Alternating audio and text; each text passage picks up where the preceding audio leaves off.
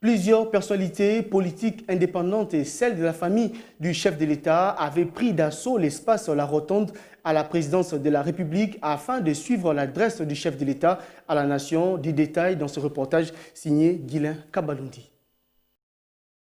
La rotonde du Palais de la Nation prise d'assaut les dimanches 6 décembre 2020 pour cette adresse historique du président de la République. De grandes figures de la scène politique du pays, des membres du cabinet du chef de l'État et plusieurs autres invités ont suivi ces discours comme une rencontre de football. L'effervescence est montée d'un cran à l'apparition du chef de l'État à la télévision. Son message, empreint de solennité, a débuté par les grandes lignes de conclusion de consultation présidentielle. Et la grande annonce, ce fut la décision de la nomination prochaine d'un informateur devant identifier une nouvelle coalition en vue de la formation d'un nouveau gouvernement.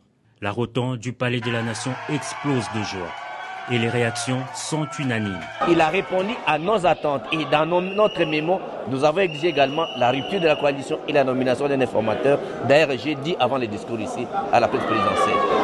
Le président de la République a ratissé large, il est resté d'ailleurs plus conciliant.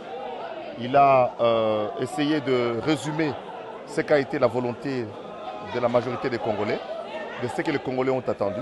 C'est ce qui justifie qu'il y ait des applaudissements. Et puis deuxièmement, le président nous demande maintenant, c'est le travail. On se met au travail, à tous les niveaux.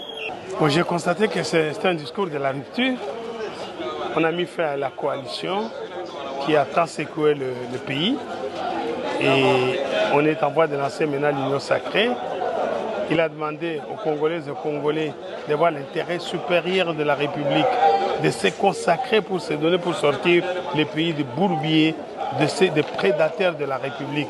Ce sont des mots qu'il a utilisés et on aura constaté que c'est un discours de la rupture. Que le travail commence, a dit le président de la République dans un discours aux accents d'un appel à la réappropriation de la chose publique.